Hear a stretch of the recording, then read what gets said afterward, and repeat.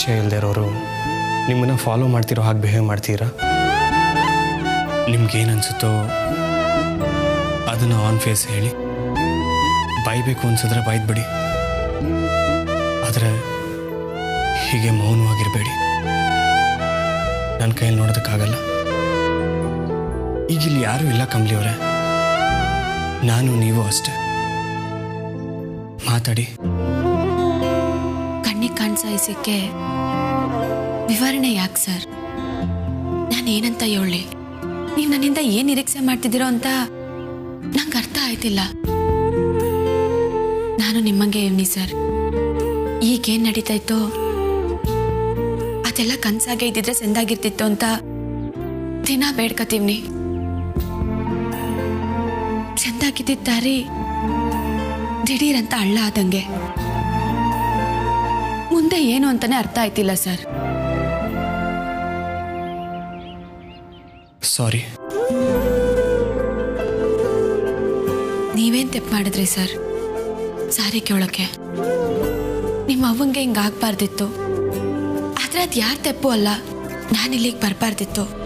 ನನ್ನವನ್ ಮಾತು ಕೇಳ್ಕೊಂಡು ನಾನು ಇಲ್ಲಿಗೆ ಬಂದೆ. ನಾನು ಬರ್ದೇ ಇದ್ದಿದ್ರೆ ಪರಿಸ್ಥಿತಿ ಇಷ್ಟೊಂದು ಸಂಕಷ್ಟಕ್ಕೆ ತಿರುಗ್ತಿರ್ಲಿಲ್ಲ. ಹಂಗೆ ನೋಡಿದ್ರೆ ನೆಂದೆ ತಪ್ಪು.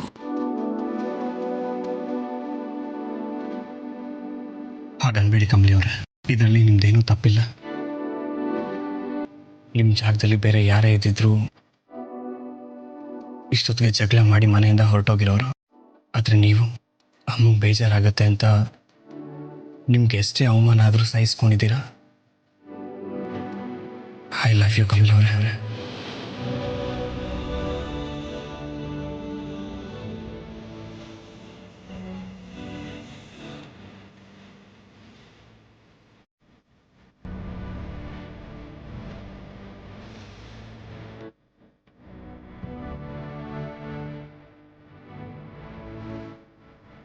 ನಿಮ್ಮವ್ವ ನೋಡಿದ್ರೆ ಕಷ್ಟ ಆಯ್ತೈತೆ ಸರ್. ನಾನು ಹೋಯ್ತೀನಿ. ಹೋಗ್ಬೇಡಿ ರೀ ಕಮಲಿ ಅವರೇ. ಇಲ್ಲ ಸರ್, ನಾನಿಲ್ಲಿರೋ ಗಂಟ ನಾವಿಬ್ರು ದೂರ ಇದ್ದೇನೆ ಒಳ್ಳೇದು. ನೀವು ನನ್ನ ಬಗ್ಗೆ ಚಿಂತೆ ಮಾಡಬೇಡಿ. ನಿಮ್ಮ ಅವ್ವನ್ನ ಚೆಂದಾಗಿ ನೋಡ್ಕೊಳ್ಳಿ. ಅವರು ಆದಷ್ಟು ಬೇಗ ಗುಣ ಆಗಬೇಕು.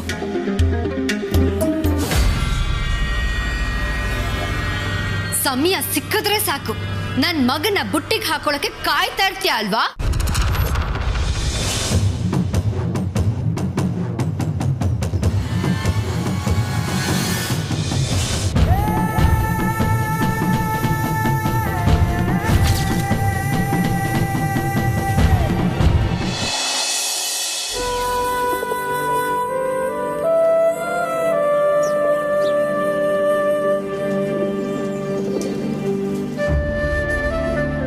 ಯಾವ್ದೋ ಗೊಬ್ಬೆನ ಕೈಯಾಗಿ ಮಾಡಿಕೊಂಡು ಕಮಲಿ ಜೀವನ ತೆಗೆಯೋದ್ರ ಬಗ್ಗೆ ಮಾತಾಡ್ತಾವನೆ ಅಂದ್ರೆ ಇವನನ್ನ ಮನೆಯಾಗಿ ಮಾಡಿಕೊಳ್ಳೋದು ಸಾನೆ ಅಪಾಯ. ಇವರಿಗೆ ಇವನಂತ ಹೇಳಿ ಆದಷ್ಟು ಬಿರ್ನೆ ಇವನನ್ನ ಮನೆಯಿಂದ ಆಚೆ ಹಾಕ್ಬೇಕು. ಸದ್ಯಕ್ಕೆ ಒಳ್ಳೆ ವಿಷಯ ಅಂದ್ರೆ ಕಮಲಿ ಆ ಮನೇಲಿರೋದು. ಅವಳು ಅಲ್ಲೇ ಆರಾಮಾಗವಳೆ. ಆದ್ರೆ ಎಷ್ಟು ದಿವಸ ಅಂತ ಅಲ್ಲಿರಕ್ಕಾಗ್ತದೆ? ಇವನು ಇಲ್ಲಿ ಗಂಟ ಹುಡುಕಂಡ್ ಬಂದವನೇ. ಕಮಲಿ ಅಲ್ಲಿರೋದುನುವೆ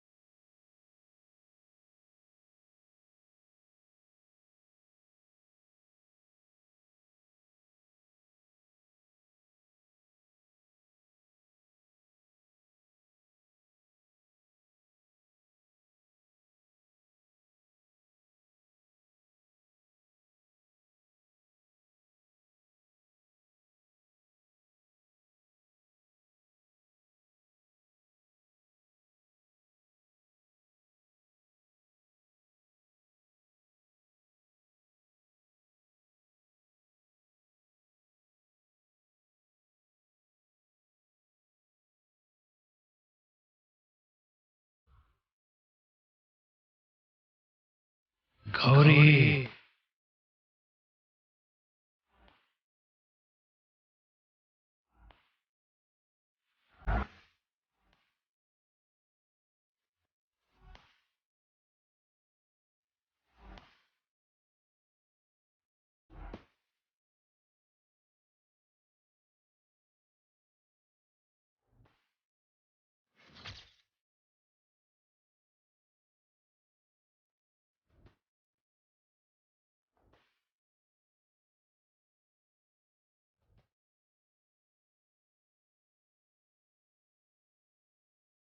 ಈ ಗಿಡಗಳಿಗೆ ನೀರು ಹಾಕಿ ಗೊಬ್ಬರ ಹಾಕಿ ಜೋಪಾನ ಮಾಡ್ದಂಗೆ ನಿನ್ನ ಮಗಳನ್ನ ಜೋಪಾನ ಮಾಡಿಟ್ಟಿದ್ಯಾ ಗೌರಿ.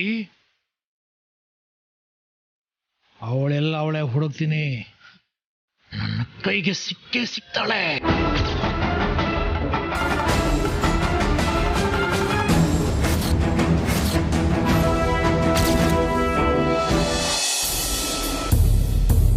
ಮಾಡೋದೆಲ್ಲ ಮಾಡಿ ಈಗ ಮಾತು ಬರ್ದೇ ಇರೋಳ್ ತರ ನಿಂತಿದ್ಯಲ್ಲ, ಬಾಯ್ ಬಿಡು.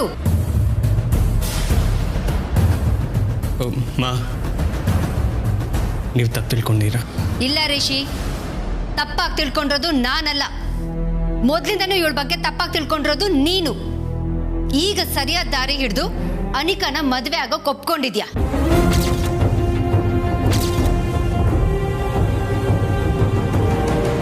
ಅದನ್ನ ಇವಳಿಂದ ಸಹಿಸೋಕ್ಕಾಗ್ತಾ ಇಲ್ಲ. ಅದಕ್ಕೆ ನಿನ್ನ ಮನ್ಸು ಬದಲಾಯಿಸೋಕ್ ಪ್ರಯತ್ನ ಪಡ್ತಿದ್ದಾಳೆ.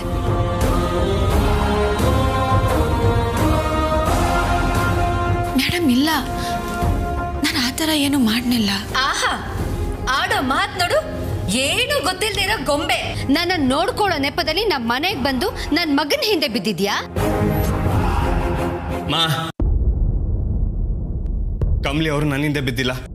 ರಿಷಿ ಸರ್, ನೀವೇನು ಹೇಳ್ಬೇಡಿ, ನಾನೇ ಹೇಳ್ತೀನಿ. ಮೇಡಮ್, ನೀವು ಅನ್ಕೊಳ್ಳೋ ಥರ ನಾನು ರಿಷಿ ಸರ್ ತಾವ ಮಾತಾಡಕ್ ಬರ್ನಿಲ್ಲ. ಅಡುಗೆಗೆ ಏನು ಮಾಡಬೇಕು ಅಂತ ಕೇಳಕ್ ಬಂದೆ, ಅಟೆಯ. ಇನ್ಮ್ಯಾಕೆ ಅದು ಕೇಳಕ್ಕಿಲ್ಲ. ನನಗೆ ಸಂಸ್ಬಿಡಿ. ನೀನು ಬಂದಿದ್ದ ದಿನಾನೇ ಈ ಮನೆಯಿಂದ ಓಡಿಸ್ಬೇಕು ಅಂತ ಅನ್ಕೊಂಡಿದ್ದೆ. ಆದ್ರೆ ಇದಾರಲ್ಲ ನಮ್ಮ ಮನೇಲಿ ಪಾಪ ಪುಣ್ಯ ಮಾತಾಡ್ಕೊಂಡು, ನೀನ್ ಈ ಉಡುಗೆ ತೊಡುಗೆ ನೋಡಿ ನೀನ್ ಇನ್ನೋಸೆಂಟ್ ಅಂತ ಎಲ್ರೂ ನಂಬಿರ್ಬೋದು, ಆದ್ರೆ ನಾನ್ ನಂಬಲ್ಲ. ರಿಷಿ, ಇವಳಿಂದ ದೂರ ಇರು. ದುಡ್ಡಿರೋರ್ನ ಕಂಡ್ರೆ ಬುಟ್ಟಿಗೆ ಹಾಕೊಳ್ಳೋಕೆ ಕಾಯ್ತಾ ಇರ್ತಾಳೆ. ಅಯ್ಯೋ ಕಮಲಿ, ನೀನ್ ಇಲ್ಲಿದ್ಯಾ? ಏನಾಯ್ತು ಆಂಟಿ? ನಾನೇ ಕಮಲಿಗೆ ರಿಷಿ ಹತ್ರ ಏನು ಅಡುಗೆ ಮಾಡಬೇಕು ಕೇಳ್ಕೊಂಡು ಬಾ ಅಂತ ಕಳಿಸಿದ್ದು. ಏನು ಮಾಡಿದ್ಲು?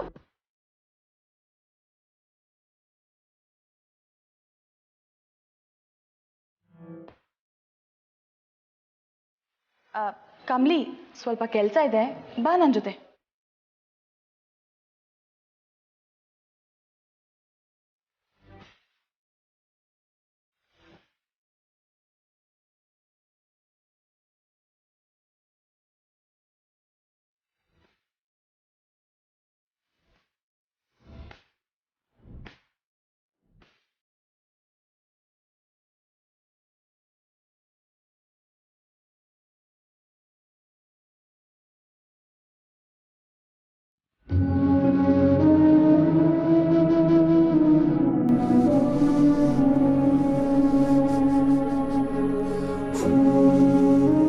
So sorry Kamali. ತಾರಾ ಆಂಟಿಯಾಗಿ ಮಾತಾಡಿದ್ದಕ್ಕೆ ನೀನೇನು ಬೇಜಾರು ಮಾಡ್ಕೋಬೇಡ. ಅವರಿಗೆ ಮೆಮರಿ ವಾಪಸ್ ಬರೋವರೆಗೂ ನಾವು ಹೀಗೆ ಆ್ಯಕ್ಟ್ ಮಾಡಬೇಕು.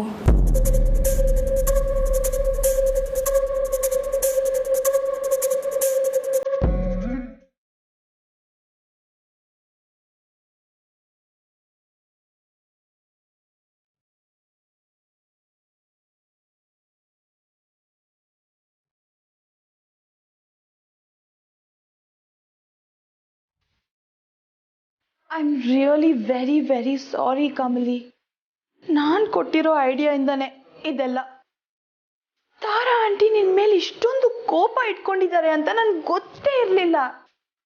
ರಿಷಿ ಮತ್ತು ನಾನು ಲವರ್ಸ್ ಥರ ಆ್ಯಕ್ಟ್ ಮಾಡಿದ್ರೆ ಅವರಿಗೆ ಹಳೇದೆಲ್ಲ ನೆನಪಾಗುತ್ತೆ, ಎಲ್ಲ ಸರಿ ಹೋಗುತ್ತೆ ಅಂತ ಅಂದ್ಕೊಂಡಿದ್ದೆ.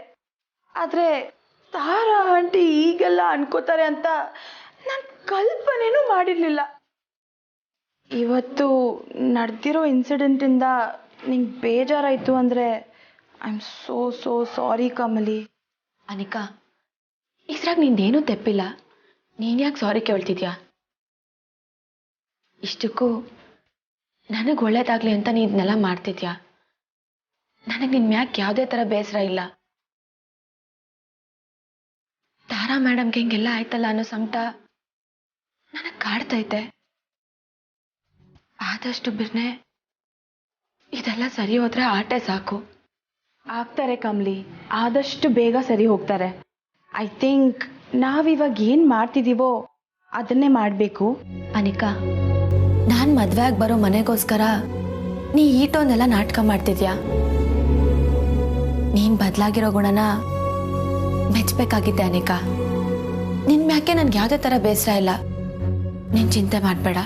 ಅಬ್ಬಾ, ಈಗ ಸಮಾಧಾನ ಆಯಿತು ಕಮ್ಲಿ. ಯಾರು ಏನೇ ಅಂದ್ಕೊಂಡ್ರು ನಿನಗೆ ನನ್ನ ಮೇಲೆ ಇರೋ ಒಪಿನಿಯನ್ನೇ ನನಗೆ ಮುಖ್ಯ. Thank you so much Kamali.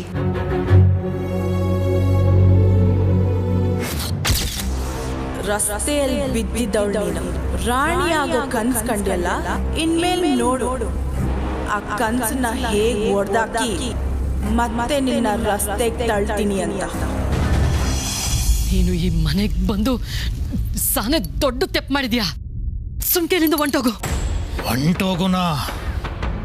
ಹಳೆ ಬಾಕಿ ತೀರ್ದೆ ಹೊಂಟೋಗು ಅಂದ್ರೆ ಹೆಂಗೆ ಗೌರಿ? ಹಳೆದ್ರ ಬಗ್ಗೆ ಮಾತಾಡಕ್ಕೆ ನನ್ನ ನಿನ್ನ ಮಧ್ಯ ಏನು ಉಳಿದಿಲ್ಲ. ಸುಮ್ಕೆ ನಾನು ಹೇಳ್ದಂಗೆ ಹೊಂಟೋಗು. ನಿನ್ನ ಮಗಳನ್ನ ಎಲ್ಲಿ ಕಳ್ಸಿದ್ಯಾ ಹೇಳು, ಹೊಂಟೋಯ್ತೀನಿ. ಅದನ್ನಂತೂ ನಾನು ಹೇಳಕ್ಕಿಲ್ಲ. ನನ್ನ ಮಗಳಿಗೆ ನೀನು ಏನಾದರೂ ಮಾಡಬೇಕು ಅಂತ ಅನ್ಕೊಂಡಿದ್ರೆ ಆ ಯೋಚನೆನ ಇಲ್ಲಿಗೆ ಬಿಟ್ಬಿಡು. ಇಲ್ಲಾಂದ್ರೆ ನಿನಗೆ ಅದರಿಂದನೇ ಕೊನೆ. ಹೇಳ್ತಾ ಇವ್ನಿ. ಓ, ಭಯ ಬೀಳಿಸ್ತೀಯ ಗೌರಿ? ನಾನಿಲ್ಲಿ ಯಾಕೆ ಬಂದೀವ್ನಿ ಅಂತ ನಿಂಗೆ ಚಂದಾಗೆ ಗೊತ್ತು. ನಿನ್ನ ನೀ ಕೇಳ್ಕೊ. ನಾ ಬರೋವಾಗ ಹೇಗೆ ನನ್ನಿಷ್ಟದ ಹಾಗೆ ಬಂದ್ನೋ, ಹೋಗೋವಾಗ್ಲೂ ಅಷ್ಟೇಯ. ನೋಡೋ, ನನ್ನ ಬಗ್ಗೆ ಯಾರ ತಾವನು ಮಾತಾಡಬೇಡ. ಮಾತಾಡೋಕ್ಕೂ ಆಗಕ್ಕಿಲ್ಲ. ನನ್ನ ಬಗ್ಗೆ ನೀನು ಹೇಳಬೇಕು ಅಂದ್ರೆ ಹಳೆದನ್ನೆಲ್ಲ ಹೇಳಬೇಕಾಯ್ತದೆ. ಮಗಳನ್ನ ಕರ್ಸು.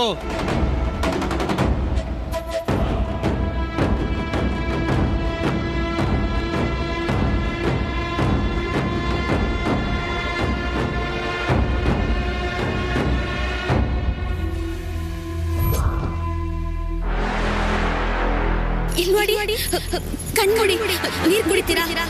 ಜೋಳಿ ಯಾಕೆ?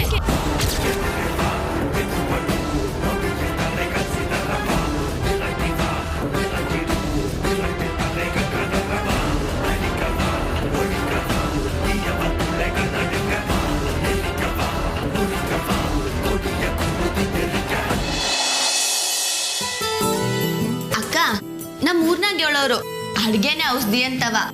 ಅಡ್ಗೆಗೆ ಸರಿಯಾಗಿ ಶುಂಠಿ, ಮೆಣಸು, ಅರಿಶಿನ ಎಲ್ಲ ಬಳಸಿದ್ರೆ ಅದಕ್ಕಿಂತ ರೋಗ ನಿರೋಧಕ ಶಕ್ತಿ ಇನ್ನೊಂದಿಲ್ವಂತೆ. ಅದೇನೋ ಸರಿ, ಆದ್ರೆ ಈಗ ರುಚಿ ಹಿಂದೆ ಆರೋಗ್ಯನೇ ಮರ್ತ್ಬಿಟ್ಟಿದೀವಿ. ಆದ್ರೆ ನಾನಂತೂ ಅಡುಗೆಗೆ ಶುಂಠಿ, ಬೆಳ್ಳುಳ್ಳಿ, ಅರಿಶಿನ ಇವೆಲ್ಲ ಜಾಸ್ತಿ ಉಪಯೋಗಿಸ್ತೀನಿ. ನೋಡು ರೋಹಿತ್, ನನ್ನಿಬ್ರು ಸೊಸೆಯರು ಅಡುಗೆ ಮೇಲೆ ಇದ್ದಾರೆ. ಮಾವ, ಏನಾದ್ರು ಬೇಕಿತ್ತಾ? ಏನೂ ಇಲ್ಲಮ್ಮ, ಕಮಲಿ ಜೊತೆ ಸ್ವಲ್ಪ ಮಾತಾಡಬೇಕಿತ್ತು. ನಾವು ಹೊರಗಿರ್ಲ ಮಾವ? ನೋ, ನೀನು ಇರಮ್ಮ, ಏನು ಪರವಾಗಿಲ್ಲ. ಏನ್ ಮಾತಾಡ್ಬೇಕು ಸರ್? ಅರೆ ಏನಮ್ಮ ಕಮಲಿ, ಇನ್ನೂ ನೀನು ನನ್ನ ಸಾರ್ ಅಂತ ಕರೆಯೋದನ್ನ ಬಿಡ್ಲಿಲ್ವಾ? ತಕ್ಷಣವಾಗಿ ಆಸಿನಿ ಥರ ಮಾವ ಅಂತ ಕರಿಬೇಕು. ರೂಢಿ ಆಗ್ಬೇಕು ಸರ್. ನೋಡಿಯಪ್ಪ, ಮತ್ತೆ ಸರ್ ಅಂತ ಇದ್ದಾಳೆ. ರೀ, ಆಡ್ಕೋಬೇಡ್ರಿ. ಏನೋ ನಾನು ಆಡ್ಕೋತಿದ್ದೀನ? ಓಹೋ, ನೀನು ಈಗಲೇ ಕಮಲಿ ಸಪೋರ್ಟಾ? ಹೌದು, ಮತ್ತೆ ಹೇಗಿದ್ರು ನಮ್ಮ ಮನೆಗೆ ಬರೋ ಹುಡುಗಿ ಅಲ್ವಾ? ಈಗ ಅದೇ ವಿಷಯ ಮಾತಾಡಕ್ಕೆ ಬಂದಮ್ಮ. ಕಮಲಿ ನೋಡಮ್ಮ, ನೀನು ಯಾವತ್ತಿದ್ರೂ ಈ ಮನೆ ಸೊಸೆನೆ. ಆದರೆ ಈಗ ಸದ್ಯಕ್ಕೆ ನೀನು ಮಹಾಜನ್ ಮನೆ ಮೊಮ್ಮಗಳು. ಸೊ ಮೊದಲಿನ ಕಮಲಿ ಅಲ್ಲ. ಈಗ ನೀನು ಮನೆಗೆ ಬಂದು ಆಮೇಲೆ ಹೀಗೆಲ್ಲ ಕೆಲಸ ಮಾಡ್ಕೊಂಡಿರೋದು ಯಾಕೋ ನನಗೆ ಸರಿ ಅನಿಸ್ತಾ ಇಲ್ಲಮ್ಮ. ಮೊರೋವರ್, ನೀನು ಅನ್ನಪೂರ್ಣ ಮಹಾಜನ್ ಮೊಮ್ಮಗಳು ಅನ್ನೋದನ್ನ ನನ್ನ ಹೆಂಡತಿ ತಾರಾಗೆ ಈಗ ಮರ್ತು ಹೋಗಿದೆ. ಅವಳು ನೀನಿನ್ನು ಮಾರಾಪುರದ ಹುಡುಗಿ ಅಂತ ಅಂದ್ಕೊಂಡಿದ್ದಾಳೆ. ಅದಕ್ಕೆ ಅವಳು ನಿನ್ನ ಹತ್ರ ಬೆಳಿಗ್ಗೆ ನಂಗೆ ಅರ್ಥ ಆಯ್ತೈತೆ ಸರ್. ತಾರಮ್ಮ ಅವ್ರದ್ದು ಇದ್ರಾಗ ಏನೂ ತೆಪ್ಪಿಲ್ಲ. ಅವ್ರು ಬೇಕು ಅಂತ ಮಾಡಲಿಲ್ಲ ಬುಡಿ. ಆದರೂ ನನಗಿದ್ನೆಲ್ಲ ನೋಡೋಕ್ಕಾಗಲ್ಲಮ್ಮ. ಈ ವಿಷಯ ನಿಮ್ಮ ಅಪ್ಪಂಗೂ ಎಕ್ಸ್ಪ್ಲೈನ್ ಮಾಡೋಕ್ಕೆ ನೋಡಿದೆ, ಆದರೆ ಅವ್ನು ಕೇಳ್ತಾನೆ ಇಲ್ಲ. ನನ್ನ ಮಗಳಿನ್ನೂ ಸಣ್ಣವಳಲ್ಲ, ಅವಳು ದೊಡ್ಡವಳಾಗಿದ್ದಾಳೆ. ಅವಳಿಗೆ ಏನು ಬೇಕು ಏನು ಬೇಡ ಅದನ್ನೆಲ್ಲ ಯೋಚನೆ ಮಾಡೋ ಶಕ್ತಿ ಅವಳಿಗಿದೆ ಅಂತಿದ್ದಾನೆ. ಅಪ್ಪಯ್ಯ ಸರಿಯಾಗಿ ಹೇಳೋರೆ. ಹಾಗಲ್ಲ ಕಮಲಿ, ನೀನು ನಮ್ಮ ಮನೆಗೆ ಬಂದಿರೋದೇ ನಿನ್ನ ದೊಡ್ಡ ಗುಣ. ಅದಕ್ಕೆ ತಕ್ಕ ಹಾಗೆ ನಾವು ನಿನ್ನನ್ನು ನೋಡ್ಕೋಬೇಕಲ್ವಾ, ಇಲ್ಲಾಂದರೆ ಅದು ತಪ್ಪಾಗತ್ತೆ.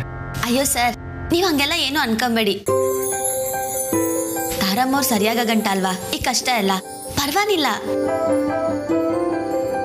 ತಾರಮ್ಮವ್ರಿಗೆ ಸದ್ಯಕ್ಕೆ ನಾನು ಯಾರು ಅಂತ ಗೊತ್ತಿಲ್ಲ, ಆದ್ರೆ ನಂಗೆ ಅವ್ರು ಯಾರು ಅಂತ ಗೊತ್ತಲ್ವಾ. ಅವ್ರು ಹೆಂಗೆ ಇದ್ರು ನನ್ನ ಅತ್ತೆನೆಯ. ಅವ್ರನ್ನ ಸೆಂದಾಗಿ ನೋಡ್ಕೊಳ್ಳೋದು ನನ್ನ ಕರ್ತವ್ಯ. ನೋಡು ಮಾವ, ನಿಮ್ಮನ್ ಮಾವ ಅಂತ ಕರೆಯಕ್ ಮೊದ್ಲೇನೆ ಅತ್ತೆ ಅನ್ಬಿಟ್ಲು. ಕಮಲಿ, ನೀನು ಗುಣ ತಾಳ್ಮೆಗೆ ದೃಷ್ಟಿ ತೆಗಿಬೇಕಮ್ಮ. ಆಯ್ತಮ್ಮ, ನೀನು ಹೇಳಿದ ಹಾಗೆ ಆಯ್ತು.